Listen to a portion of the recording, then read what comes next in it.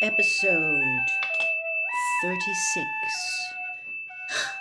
It's liquid luck, said Hermione excitedly. It makes you lucky. The whole class seemed to sit up a little straighter. Now all Harry could see of Malfoy was the back of his sleek blonde head, because he was at last giving Slughorn his full and undivided attention. "Quite right. Take another 10 points for Gryffindor."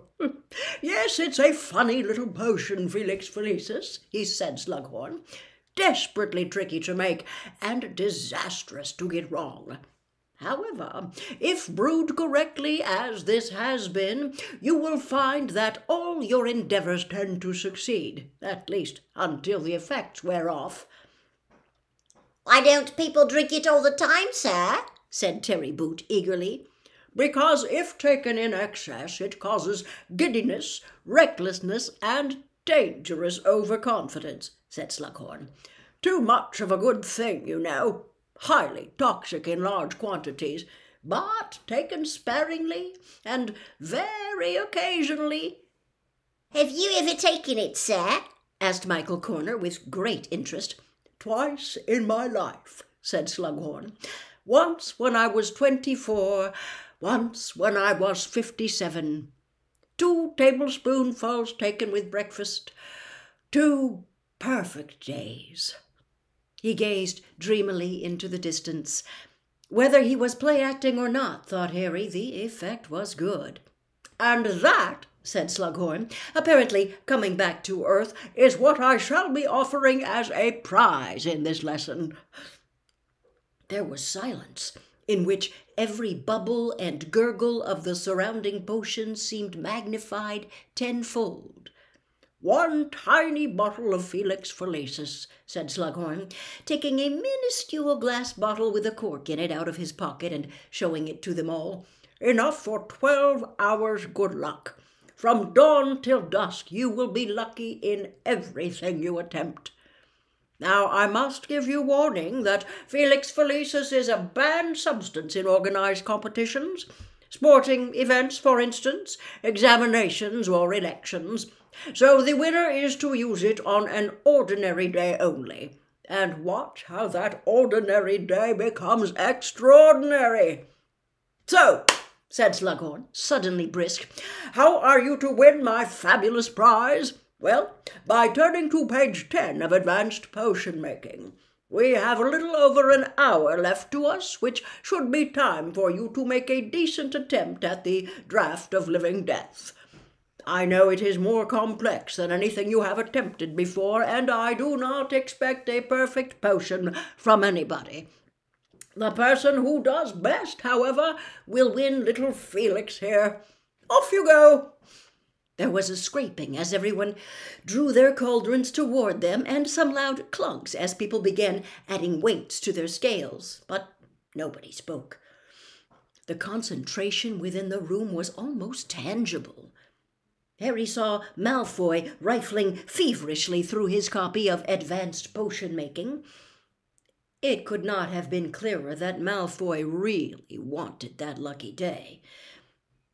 Harry bent swiftly over the tattered book Slughorn had lent him. To his annoyance, he saw that the previous owner had scribbled all over the pages, so that the margins were as black as the printed portions. Bending low to decipher the ingredients, even here the previous owner had made annotations and crossed things out.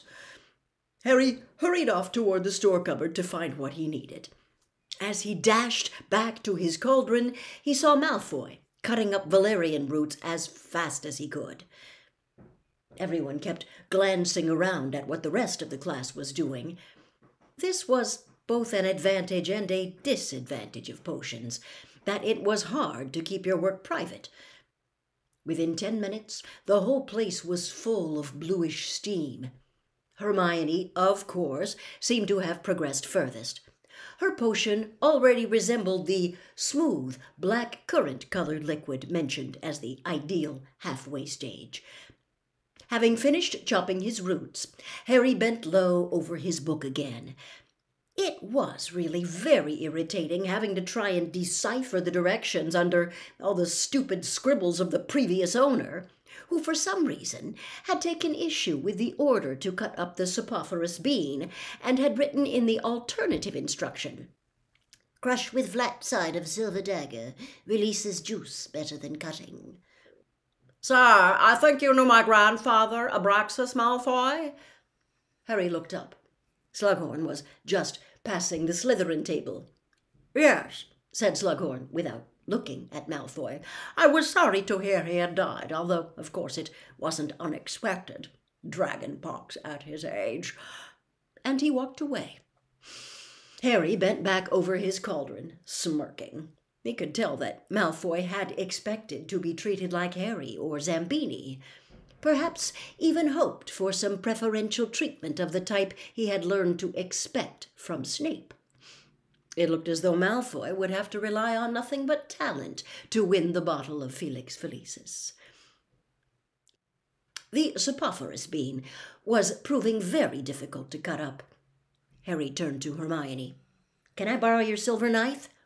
She nodded impatiently, not taking her eyes off her potion, which was still a deep purple, though, according to the book, it ought to be turning a light shade of lilac by now.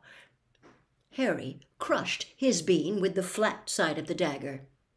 To his astonishment, it immediately exuded so much juice he was amazed the shriveled bean could have held it all.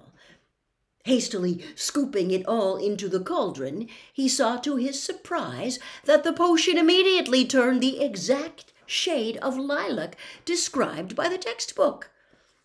His annoyance with the previous owner vanishing on the spot, Harry now squinted at the next line of instructions. According to the book, he had to stir counterclockwise until the potion turned clear as water. According to the addition the previous owner had made, however, he ought to add a clockwise stir after every 7th counterclockwise stir. Could the old owner be right twice? Harry stirred counterclockwise, held his breath, and stirred once clockwise. The effect was immediate. The potion turned palest pink. "How are you doing that?" demanded Hermione, who was red-faced and whose hair was growing bushier and bushier in the fumes from her cauldron. Her potion was still resolutely purple. "Add a clockwise stir." No, the book says counterclockwise," she snapped. Harry shrugged and continued what he was doing. 7 stirs counterclockwise, 1 clockwise, pause, 7 stirs counterclockwise, 1 stir clockwise. Across the table, Ron was cursing fluently under his breath. His potion looked like liquid licorice. Harry glanced around. As far as he could see, no one else's potion had turned as pale as his. He felt elated, something that had certainly never happened before in this dungeon. "And time's up," called Slughorn. "Stop stirring, please." Slughorn moved slowly among the tables, peering into cauldrons. He made no comment, but occasionally gave the potions a stir or a sniff. At last he reached the table where Harry, Ron, Hermione, and Ernie were sitting. He smiled ruefully at the tar-like substance in Ron's cauldron. He passed over Ernie's navy concoction. Hermione's potion he gave an approving nod. Then he saw Harry's, and a look of incredulous delight spread over his face. "The clear winner!" he cried to the dungeon. "Excellent! Excellent, Harry! Good Lord! It's clear you've inherited your mother's talent. She was a dab hand at potions, Lily was. Here you are, then. Here you are. 1 bottle of Felix Felicis, as promised, and use it well."